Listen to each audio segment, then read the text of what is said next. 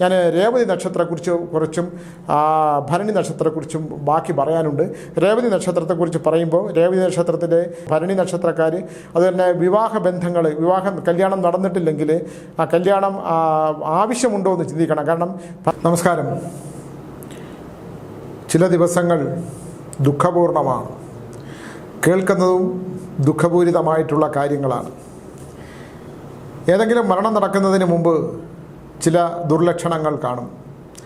ദുഃഖിപ്പിക്കുന്ന വാക്കുകൾ കേൾക്കുന്നതിന് മുമ്പ് കണ്ണുകൾക്ക് ചില ചലന വ്യത്യാസങ്ങളുണ്ടാകും.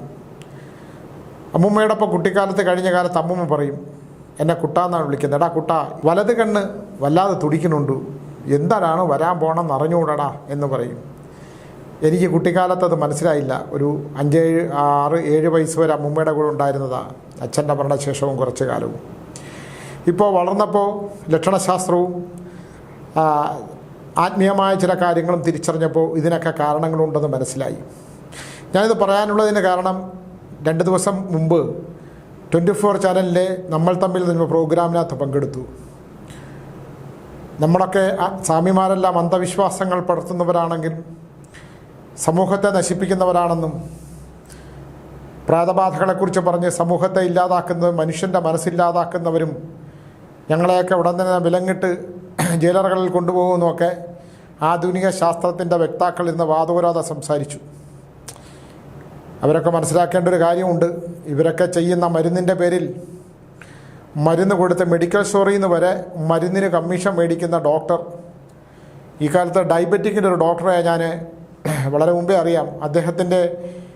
അദ്ദേഹം ഒരു ചെരുപ്പ്, ഡയബറ്റിക്കിൻ്റെ ചെരുപ്പ് ഓർഡർ ചെയ്യുന്നവെന്ന് വരെ കമ്മീഷൻ മേടിക്കും. കമ്മീഷൻ എല്ലാ മേഖലകളിലും ഉണ്ട്. ബ്രോക്കർമാരെന്ന് പറയും ഇതിനകത്തൊക്കെ.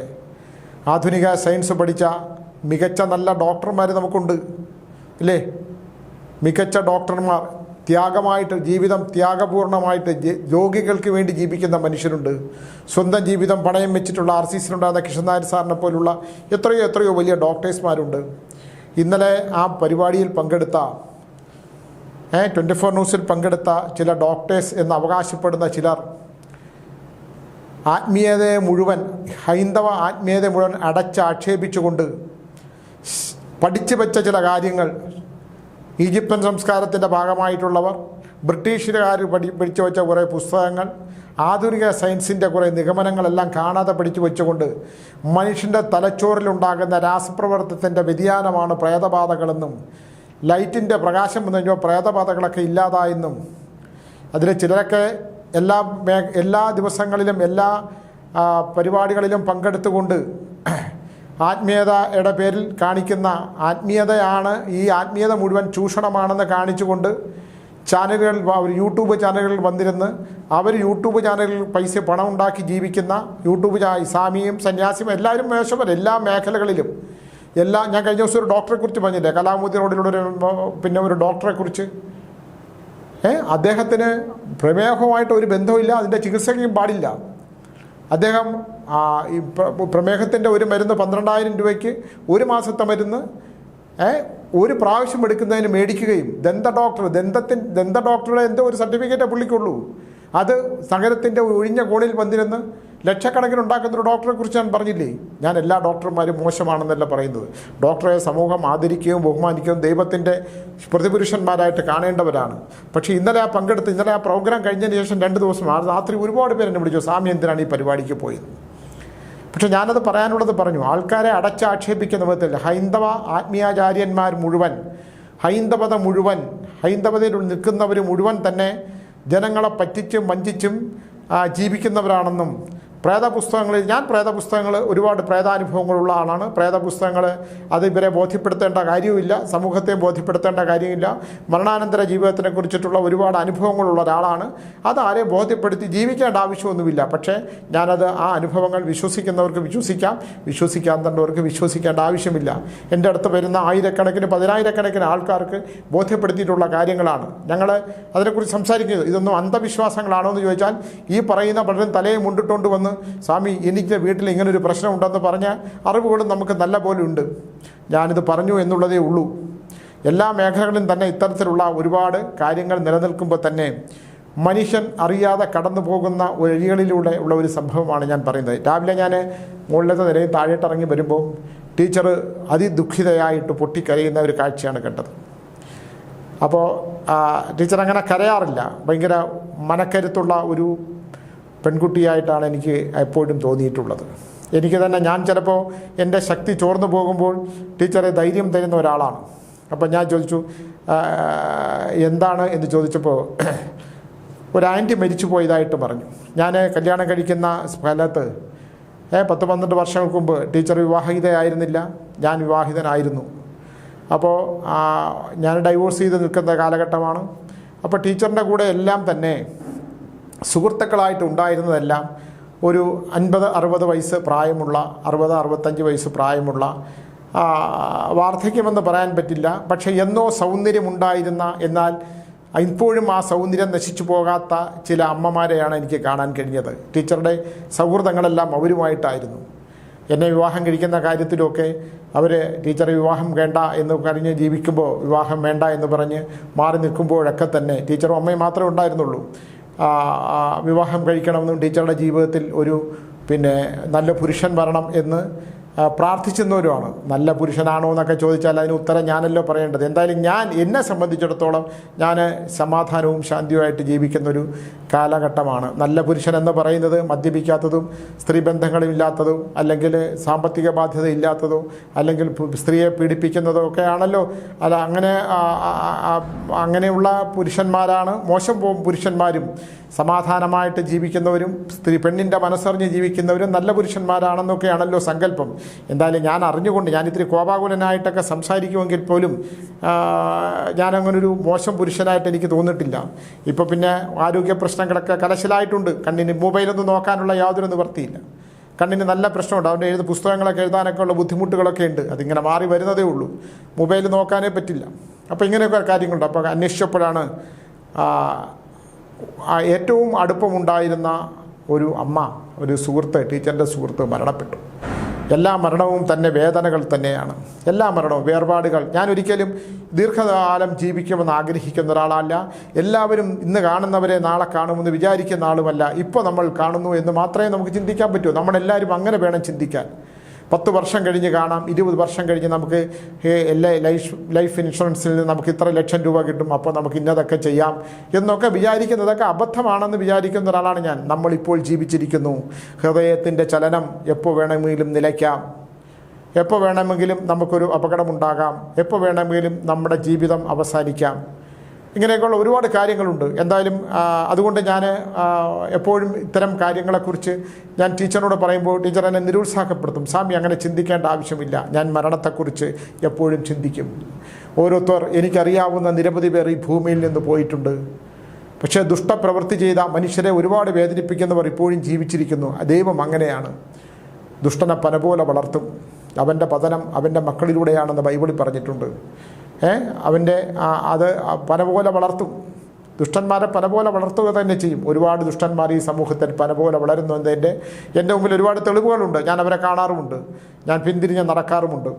ഞാനിത് പറയുന്നത് നമ്മളൊക്കെ തന്നെ ചിന്തിക്കേണ്ട നമ്മുടെ ഒരാളെ ഇന്നിപ്പോൾ രാവിലെ ദുബായിൽ നിന്ന് ഒരു സുഹൃത്ത് വിളിച്ചു. അദ്ദേഹം ഭക്ഷണം കൊടുത്ത് ഒപ്പം നിർത്തി വളർത്തിക്കൊണ്ടുവരുന്ന ഒരാൾ ചതിച്ചിട്ട് പോയതാണ്. അദ്ദേഹത്തിൻ്റെ ആ ഗദ്ഗതമായ സൗണ്ടിന് ഞാൻ സമാധാനിപ്പിച്ചു. കുഴപ്പമില്ല സ്വാമി, അവൻ തിരിച്ചു വന്ന് എൻ്റെ കുടുംബത്തെ നശിപ്പിക്കാൻ ശ്രമിക്കുകയാണ്. ഞാൻ പറഞ്ഞു, ഒന്നും സംഭവിക്കില്ല. അങ്ങനെ നശിപ്പിക്കാൻ ശ്രമിച്ചാൽ നശിക്കുന്നവരല്ലോ. നിങ്ങൾ സത്കർമ്മങ്ങൾ ചെയ്തിട്ടുണ്ടെങ്കിൽ നാശം സംഭവിക്കില്ല എന്നുള്ളത് ഉറപ്പാണ്.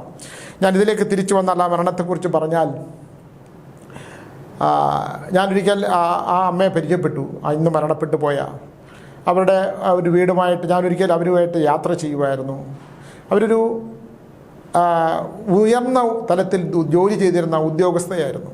കാണാനെല്ലാം നല്ല, എന്നോ ഒരിക്കൽ ഒരു സിനിമാ താരത്തെ പോലും അതിശയിപ്പിക്കുന്ന തരത്തിലുള്ള സൗന്ദര്യമുണ്ടാകുന്ന ഒരു സ്ത്രീയും നല്ല അടക്കമുള്ള വിനയമുള്ള സ്ത്രീയുമാണ്. അവരുടെ ജീവിതത്തിൽ എനിക്ക് ലക്ഷണശാസ്ത്ര പ്രകാരം തന്നെ അവർക്കൊരിക്കലും ഒരു ഉത്തമമായ ദാമ്പത്യമുണ്ടെന്ന് തോന്നിയിട്ടുള്ള സ്ത്രീയെ അല്ല. ഞാൻ ടീച്ചറിനോട് ചോദിച്ചു, ഈ അമ്മയുടെ ആ ചേച്ചിയുടെ ടീച്ചറെ ചേച്ചി എന്ന് വിളിക്കുന്ന, ആൻറ്റി എന്ന് വിളിക്കുന്ന അവരുടെ ഭർത്താവുണ്ടോ എന്ന് ചോദിച്ചു. അപ്പോൾ കുറേ കാലത്തിന് ശേഷം ടീച്ചർ അതിന് മറുപടി പറയാതിരുന്നിട്ട്, ടീച്ചർ അങ്ങനെയാണ് മറുപടി പറയാതിരുന്നിട്ട് എന്നോട് പറഞ്ഞു, അതൊരു വലിയ ദുഃഖമാണ് എന്ന് പറഞ്ഞു. എങ്ങനെയാണെന്ന് പറഞ്ഞാൽ, വളരെ സന്തുഷ്ടമായി ജീവിച്ച ഒരു കുടുംബം, ഒരു പെൺകുട്ടി ജനിക്കുന്നു, അവൾ വളരുന്നു, അവൾ ഋതുമതിയാകുന്നു, അവൾക്ക് സ്വപ്നങ്ങൾ ഉണ്ടാകുന്നു, വീട്ടുകാർ പറയുന്ന ഒരു പുരുഷനെ വിവാഹം കഴിക്കുന്നു, അവളെ തീവ്രമായി സ്നേഹിക്കുന്നു, അവർക്ക് നല്ല സന്താനങ്ങൾ ജനിക്കുന്നു, ഉത്തമമായി ജീവിച്ചിരിക്കുമ്പോൾ തന്നെ ഭാര്യയും ഭർത്താവും തമ്മിൽ ചിലത് വ്യത്യസ്തമായ സ്വഭാവങ്ങൾ കൊണ്ട് അകന്നു പോവുകയും ചിലർ ദൃഢമായിട്ട് ആത്മബന്ധവും രണ്ട് ശരീരവും ഒരു മനസ്സുമായി ജീവിക്കുന്ന ഒരുപാട് ഭർത്താക്കന്മാരുണ്ട്.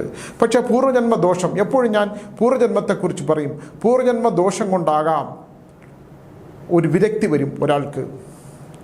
അങ്ങനെ ഈ ആൻറ്റിയുടെ, ഇന്ന് മരണപ്പെട്ടു പോയ ആൻറ്റിയുടെ ഭർത്താവ് അവരെ ഒരു ദിവസം അവരുടെ ആ ഓഫീസിലേക്ക് കൊണ്ടുവിട്ടതിന് ശേഷം അവർ തിരിഞ്ഞു നോക്കുമ്പോൾ കാണുന്നത് അദ്ദേഹം അവരെ ഇങ്ങനെ നോക്കി നിൽക്കുന്നതാണ്. ഒന്ന് ആലോചിച്ച് നോക്കൂ. നിങ്ങളുടെ ആ ഒരു സിനിമയിലൊക്കെ ഇങ്ങനെയുള്ള ചിത്രങ്ങൾ കാണാം, ഇല്ലെങ്കിൽ ഒരു നല്ല ചിത്രകാരൻ വരയ്ക്കുന്ന പോലെ കാണാം. അങ്ങനെ ദൃഢമായി രണ്ട് കുട്ടികളുമായിട്ട് ജീവിച്ച ആൻറ്റിയുടെ ഭർത്താവ്, ആ സ്നേഹനിധിയായ മനുഷ്യൻ തീവ്രമായി സ്നേഹിച്ചിരുന്നതെന്ന് ഞാൻ പറയുള്ളൂ. എന്തുകൊണ്ടാണ് ഇദ്ദേഹം അവരെ ഉപേക്ഷിച്ചത് എന്ന് പറഞ്ഞാൽ അതൊരു അവസാനത്തെ നോട്ടമായിരുന്നു. ആ ആൻറ്റി ഇന്ന് മരണപ്പെട്ട ആൻറ്റി തിരിഞ്ഞു നോക്കുമ്പോൾ കാണുന്നത് അദ്ദേഹം അവരെ ഇങ്ങനെ നോക്കി നിൽക്കുകയാണ്. ഒരു സ്കൂട്ടറിൽ നിന്നുകൊണ്ട് അവരെ ഇങ്ങനെ നോക്കി നിന്നാണ്. അത് അവരുടെ ജീവിതത്തിലെ അവസാനത്തെ നോട്ടമാണ്. പിന്നെ ഒരിക്കലും അദ്ദേഹം തിരിച്ചു വന്നിട്ടേയില്ല. അദ്ദേഹം എവിടെയാണ് പോയത് എന്നതിനെക്കുറിച്ച് അറിയില്ല. ഇത് അദ്ദേഹത്തിൻ്റെ ഒരു സ്വകാര്യതയാണ്. ഇന്ന് DNA പോയിരുന്ന് പറയരുതെന്ന് ടീച്ചർ എന്നോട് പറഞ്ഞതാണ്. എന്നാലും ഞാൻ അതിൻ്റെ ഒരിക്കൽ അവരുടെ ഒരു നാട്ടിലേക്കൊരു വിഷയം ഉണ്ടായിരുന്നു. ഞാൻ ഈ ആൻറ്റിയുമായിട്ട് യാത്ര തിരിച്ചു മടങ്ങി വന്നപ്പോൾ എന്നോടൊപ്പമാണ്. ആ ആൻറ്റി ഇറങ്ങാൻ നേരത്ത്, ഞാൻ ഒന്നും സംസാരിക്കാതെ അവരിയ്ക്കുകയാണ്. ഇറങ്ങാൻ നേരത്ത് അവരെന്നോട് ചോദിച്ചു, സ്വാമി ഞാനൊരു കാര്യം ചോദിച്ചോട്ടെ? ഞാൻ പറഞ്ഞു, ചോദിക്കുക ആൻറ്റി, എന്താണ്? എൻ്റെ ഭർത്താവ് ജീവിച്ചിരിപ്പുണ്ടോ? അതൊരു വലിയ ചോദ്യമാണ്. ഞാൻ ചോദിച്ചു, എന്താ ആൻറ്റി? അല്ല, അദ്ദേഹം മരണപ്പെട്ടു പോയെങ്കിൽ അദ്ദേഹത്തിന് ബലികർമ്മങ്ങൾ ചെയ്യണം. അദ്ദേഹം ജീവിച്ചിരിപ്പുണ്ടെങ്കിൽ അത് ചെയ്യുന്നത് തെറ്റല്ലേ, അബദ്ധമല്ലേ? എനിക്ക് ചില ചോദ്യങ്ങൾക്ക് മുമ്പിൽ നമ്മൾ ഉത്തരം മുട്ടിപ്പോവും. ഞാൻ ഉത്തരം മുട്ടിപ്പോയ ഒരു ചോദ്യമാണ്. എനിക്കതിന് ഉത്തരം കൊടുക്കാൻ കഴിഞ്ഞില്ല. കാരണം എനിക്കത് നോക്കാനും കഴിഞ്ഞില്ല. ഈ നോക്കിയാൽ അബദ്ധമാണെന്ന് പറഞ്ഞാൽ എനിക്ക് തെറ്റ് പറ്റാമല്ലോ. ഇതുവരെ തെറ്റൊന്നും പറ്റിയിട്ടില്ല, പക്ഷെ തെറ്റ് പറ്റാമല്ലോ. തെറ്റ് പറ്റാത്തത് കൊണ്ട് തന്നെ ഞാൻ പറഞ്ഞു ഞാനതിന് മറുപടി പറഞ്ഞില്ല. ഇന്ന് ആൻറ്റി മരണപ്പെട്ടു. ആൻറ്റിക്ക് ക്യാൻസർ ബാധയായിരുന്നു, മരണപ്പെട്ടു. ആ മരണം ഒരു ആഘാതമാണ്. കാരണം ഭർത്താവ്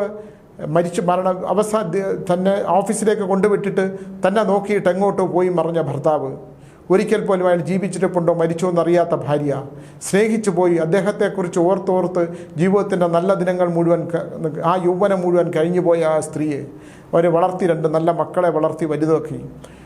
എന്നിട്ട് അവർ ഇന്ന് മരണത്തിന് കീഴടങ്ങി. അവർ ചിലപ്പോൾ ഒരുപക്ഷെ അദ്ദേഹം മരണപ്പെട്ടു പോയിട്ടുണ്ടെങ്കിൽ അദ്ദേഹത്തിൻ്റെ അടുക്കലേക്ക് അവർ പോകും. കാരണം അത്രയും തീഷ്ണമായി അവരുടെ ജീവിതത്തിൽ, നമ്മുടെ ഈ കാലം ലോകം മോശമല്ലേ, മറ്റൊരു പുരുഷനെക്കുറിച്ച് ചിന്തിക്കാതെ ജീവിതം മുഴുവൻ അവർ അവസാനം ശ്രീ രവിശങ്കറിൻ്റെ ആശ്രമവുമായിട്ട് ബന്ധപ്പെട്ടിട്ടാണ് ജീവിച്ചത്. അങ്ങനെ ആ ഗുരുജിയിലേക്ക് അഭയം പ്രാപിച്ചാണ്. ഗുരുജിയുടെ അവിടെ അഭയം പ്രാപിച്ച ഒരുപാട് നല്ല സ്ത്രീകളെ എനിക്കറിയാം. ഒരുപാട് പേരുടെ അഭയകേന്ദ്രമായിരുന്നു. ടീച്ചറും വിവാഹം കഴിക്കുന്നവരവിടെയാണ്. ഇപ്പോഴും ടീച്ചർ ആ ഗുരുജിയുമായിട്ട് നല്ല ബന്ധമുണ്ട്. എന്നെ വിവാഹം കഴിക്കുമ്പോൾ രണ്ട് കാര്യങ്ങളെ പറഞ്ഞുള്ളൂ. ഒന്ന്, ഗുരുജിയുമായിട്ടുള്ള ആശ്രമമായിട്ടുള്ള ബന്ധം ഒരിക്കലും വേണ്ടാന്ന് പറയരുത്, ഞാൻ അത് സമ്മതിച്ചിട്ടുണ്ട് ഒരിക്കലും. പിന്നെ ടീച്ചറിൻ്റെ അമ്മയെ നോക്കണം, അത് രണ്ടും ഞാൻ ചെയ്തിട്ടുണ്ട്. മറ്റത് ഞാനിപ്പോഴും അനുവദിച്ചിട്ടുണ്ട്. അപ്പോൾ ഒരു വേർപാട് ഭയങ്കരമാണ്. മറ്റൊന്ന്, അതെനിക്കിന്ന് വേദന ഉണ്ടാക്കിയതാണ്. ഒരു 12-1 മണിയായപ്പോൾ മറ്റൊരു ഫോൺ കോളാണ്. ഒരു പെൺകുട്ടി വിളിക്കുന്നു, സ്വാമി ഞാൻ ഒരുപാട് തിരഞ്ഞു സ്വാമിയുടെ നമ്പറിന്. ജീവിതത്തിൻ്റെ അനുഭവങ്ങളാണ് ഞാനീ പറയുന്നത്. ഞാൻ ഒരുപാട് തിരഞ്ഞു സ്വാമി. എൻ്റെ വേണ്ടപ്പെട്ട 2 കുട്ടികൾ അമേരിക്കയിൽ നിന്ന് വന്നു. അവർ ഇവിടെ വന്ന് കന്യാകുമാരിയിലേക്ക് പോയി. കന്യാകുമാരിയിൽ വെച്ച് അവർ കാണാതായി. അപ്പോൾ അവിടെ പോലീസിൽ പരാതി കൊടുത്തു. ഇന്നിപ്പോൾ 2ാമത്തെ ദിവസമാണ്. പിന്നെ അവരുടെ ഒരു ബാഗും പിടിച്ച് അവർ പോകുന്നത് മാത്രമേ ഉള്ളൂ. അവർ വിവേകാനന്ദ പാറയിൽ നിൽക്കുന്ന കുറേ ഫോട്ടോ എല്ലാവർക്കും അയച്ചു കൊടുത്തിട്ടുണ്ട്. ഞങ്ങളെ ഇനി അന്വേഷിക്കേണ്ട എന്ന് പറഞ്ഞു. അവിടെയൊക്കെയാണ് നമ്മൾ സ്തംഭിച്ചു പോകുന്നത്, നിശ്ചലമാകുന്നത്. എനിക്കെന്ത് പറയണമെന്നറിയില്ല. കാരണം ഞാൻ അന്ന് വെള്ളത്തിൽ ഉരുൾപൊട്ടലുണ്ടായപ്പോൾ ലോറി ഒഴുകി വന്നപ്പോൾ എന്നോട് ആരോ ചോദിച്ചു ആ ലോറിയും അദ്ദേഹവും എവിടെയാണെന്ന്. അപ്പോൾ ഞാൻ ജലം എന്ന് മാത്രമേ എഴുതിയിട്ടുള്ളൂ. ഇതിന് ഞാൻ മറുപടി പറഞ്ഞു, ഞാൻ ബൈബിൾ വെച്ച് ഫലം പറയുന്ന ഒരാളെന്നുള്ളതിൽ ഞാൻ പറഞ്ഞു, മോളെ ബൈബിൾ ഒന്ന് എടുക്കൂ എന്ന് പറഞ്ഞ ഒരു ഫലം വായിച്ചപ്പോൾ അതിൽ നദിയുമായിട്ട് ബന്ധപ്പെട്ട ചില വാക്കുകളാണ് കിട്ടിയത്. 2, ഞാൻ ഒന്നുകൂടി എടുക്കാൻ പറഞ്ഞപ്പോൾ അത് ദൈവത്തിൻ്റെ ചിറകളിൽ അഭയം പ്രാപിച്ചതാണ് എന്ന് പറഞ്ഞു. ഈ സമയത്ത് പട്ടി ഓലിയിടുന്നത് പോലെ കേട്ടു. ഞാൻ പറഞ്ഞു, നായ് ഓലിയിടുന്നൊരു ശബ്ദം കേൾക്കുന്നു, അങ്ങനെ എന്തെങ്കിലും സംഭവിച്ചിട്ടുണ്ടാകുമോ എന്ന് ചോദിച്ചു. പറഞ്ഞു, സ്വാമി, ഇന്നലെ മുതൽ ഞങ്ങളുടെ വീട്ടിലൊരു നായ് കയറി കിടക്കുന്നു, അതിങ്ങനെ രാത്രിയാകുമ്പോൾ വല്ലാതെ ഓലിയിടുന്നു എന്ന്. ഇത് ലക്ഷണശാസ്ത്ര പ്രകാരം അത്ര അനുകൂലമല്ല. പക്ഷേ എൻ്റെ ഈ പ്രവചനം പ്രഡിക്ഷൻസ് തെറ്റട്ടെ എന്ന് ഞാൻ പ്രാർത്ഥിക്കുകയാണ്. ആ കുട്ടികൾ തിരിച്ചു വരട്ടെ, ഇതെൻ്റെ തോന്നലുകൾ മാത്രമാകട്ടെ എന്ന് ഞാൻ പ്രാർത്ഥിക്കുകയാണ്. ഞാൻ നാളത്തെ 3-ാം ദിവസം എന്നെ ഒന്ന് വിളിക്കാൻ വേണ്ടി പറഞ്ഞു. ആ പെൺകുട്ടിയുടെ തേങ്ങലുകൾ, ആ പെൺകുട്ടിയുടെ ദുഃഖം, ആ സ്വരത്തിലെ 2 പെൺകുട്ടികൾ, ഇല്ല 25 വയസ്സ് 23 വയസ്സുള്ള 2 പെൺകുട്ടികൾ വിവാഹാനന്തപ്പറയിൽ വെച്ച് ഫോട്ടോ എടുത്തിട്ട് അപ്രത്യക്ഷമാകുന്നു, കാണാനില്ലാതാകുന്നു. എൻ്റെ ഫലം ഇങ്ങനെയാണ്. ഒരു നായ് വീട്ടിൽ കിടന്ന് ഓലിയിടുന്നു, നദിയുമായിട്ട് ബന്ധപ്പെട്ടത് ഫലപ്രവചനം പറയുന്നു. രണ്ടാമത് ദൈവത്തിൻ്റെ ചിറകളിൽ അഭയം പ്രാപിച്ചു എന്നുള്ളത് ബൈബിളിൽ നിന്ന് തന്നെ കിട്ടുന്നു. ഇത് നിങ്ങൾക്ക് വേണമെങ്കിൽ അന്ധവിശ്വാസം എന്ന് പറയാം. പക്ഷേ ഞാൻ ഓരോരുത്തരുടെ വിശ്വാസ പ്രമാണങ്ങൾ അനുസരിച്ചിട്ടുള്ള ഗീത വെച്ചിട്ട് ഭഗവത്ഗീത വെച്ചിട്ട് ഫലങ്ങൾ പറയാറുണ്ട്, ബൈബിൾ വെച്ച് പറയാറുണ്ട്, ഖുറാൻ വെച്ചും ഫലങ്ങൾ പറയാറുണ്ട്. അതെൻ്റെ വിശ്വാസത്തിൻ്റെ ഭാഗമാണ്. അതുകൊണ്ട് തന്നെ ഇതിൻ്റെ താഴെ വന്ന് കമൻറ്റ് ബോക്സിൽ വന്ന് എന്നെ തെറി പറയാൻ നിൽക്കണ്ട. എൻ്റെ വിശ്വാസം എന്നെ ഫോളോ ചെയ്യുന്ന ആയിരക്കണക്കിന് ആയിരക്കണക്കിനെന്ന് ഞാൻ പറയുന്നുള്ളൂ ആൾക്കാർക്ക് ആശ്വാസം കൊടുക്കുക എന്നുള്ളത് മാത്രമേ ഉള്ളൂ. ഞാനൊരു അന്ധവിശ്വാസിയല്ല. ചില നിങ്ങളറിയാത്ത, ശാസ്ത്രമറിയാത്ത, ശാസ്ത്രം തിരിച്ചറിയാത്ത, ശാസ്ത്രം പരിഗണിക്കാത്ത ഒരുപാട് വഴികളിലൂടെ ഞാൻ കടന്നു പോവാണ്. അത് കഴിഞ്ഞ് 2 മണിയായപ്പോൾ വേറൊരാൾ വിളിച്ചെന്നെ ബാംഗ്ലൂരിൽ നിന്ന്. സ്വാമി, ഞാൻ ബാംഗ്ലൂരിൽ നിന്നാണ്, ഞാൻ റേഡിയോളജിസ്റ്റാണ്. ഞാൻ സ്വാമി നാഗത്തെക്കുറിച്ച് പറഞ്ഞു. അപ്പോൾ ഞാൻ കുറച്ച് കാര്യങ്ങൾ സംസാരിക്കട്ടെ. ഞാൻ പറഞ്ഞു, വേണ്ട, അല്ല സ്വാമി, അതിനകത്ത് കുറച്ച് കാര്യങ്ങളും കൂടെ ഉണ്ട്, അത് സയൻസുമായിട്ട്. ഞാൻ പറഞ്ഞു, സയൻസ് എനിക്ക് കേൾക്കണ്ട, ഞാൻ സയൻസിനെ കുറിച്ച് എനിക്ക് അറിയേണ്ട ആവശ്യമില്ല. ഞാൻ മണ്ണിൻ്റെ ഗന്ധമുള്ള, മണ്ണിൽ ജീവിക്കുന്ന, തന്ത്രശാസ്ത്രങ്ങളുമായിട്ട് ബന്ധമുള്ള, നാഗങ്ങൾ വന്ന് തലയിട്ടടിച്ച് വിഷമെടുത്ത് തലയിട്ടടിച്ച് മരിച്ച ഒരുപാട് തറവാടുകളുടെ മുറ്റത്തും ക്ഷയിച്ചുപോയ ആരൂഢത്തിനും നശിച്ചുപോയ പിളർന്നുപോയ അടിത്തറയുള്ള വീടുകളിൽ പോയി ഇരുന്ന് അത് തിരിച്ചറിഞ്ഞ ഒരാളാണ്. എനിക്ക് ശാസ്ത്രത്തിൻ്റെ അത്തരം വളർച്ചകളെക്കുറിച്ച് അറിയേണ്ട, താങ്കൾ തന്നെ താങ്കൾക്കറിയാവുന്നത് താങ്കൾ വിളിക്കുമ്പോൾ പറഞ്ഞു കൊടുത്തോളൂ എന്ന് പറഞ്ഞു. അദ്ദേഹം ബൈ എന്ന് പറഞ്ഞു വെച്ചു. ഇതൊക്കെ ഓരോരുത്തരുടെ വിശ്വാസ പ്രമാണം. ഞാൻ എൻ്റെ വിശ്വാസത്തിനനുസരിച്ചുള്ള, ഞാൻ പക്ഷെ പറയുന്നതല്ല, എൻ്റെ അനുഭവങ്ങൾ മാത്രമാണ്. ഞാനൊന്നും ക്രിയേറ്റ് ചെയ്ത് പറയാറില്ല, അനുഭവങ്ങൾ മാത്രമാണ് പറയുന്നത്. അതുകൊണ്ട് ഇന്നത്തെ അനുഭവങ്ങൾ അങ്ങനെയാണ്. ഞാൻ രേവതി നക്ഷത്രത്തെക്കുറിച്ച് കുറച്ചും ഭരണി നക്ഷത്രത്തെക്കുറിച്ചും ബാക്കി പറയാനുണ്ട്. രേവതി നക്ഷത്രത്തെക്കുറിച്ച് പറയുമ്പോൾ രേവതി നക്ഷത്രത്തിൻ്റെ ഓരോ ദിവസത്തും മാറിയും മറിഞ്ഞിരിക്കുന്ന കാലഘട്ടമാണ്. സന്താനങ്ങളെ കൊണ്ടും കൊച്ചുമക്കളെ കൊണ്ടുള്ള ദുഃഖത്തിനുള്ള കാരണങ്ങൾ വളരെ വലുതാണ്. മാനസികമായ സംഘർഷം ഉണ്ടാക്കാനുള്ളതാണ്. ഞാൻ മുമ്പ് പറഞ്ഞിട്ടുള്ളതാണ്. എന്നാലും അരയ്ക്ക് തൊട്ടിട്ടുള്ള രോഗാവസ്ഥയും നഖങ്ങളും മുറിയാതെയും നോക്കണം. പ്രമേഹമുള്ളവർ വളരെ ശ്രദ്ധിക്കേണ്ട കാലഘട്ടമാണ്. പ്രമേഹമുള്ളവർ രക്തദൂഷ്യം വരാനുള്ള കാലഘട്ടമാണ്.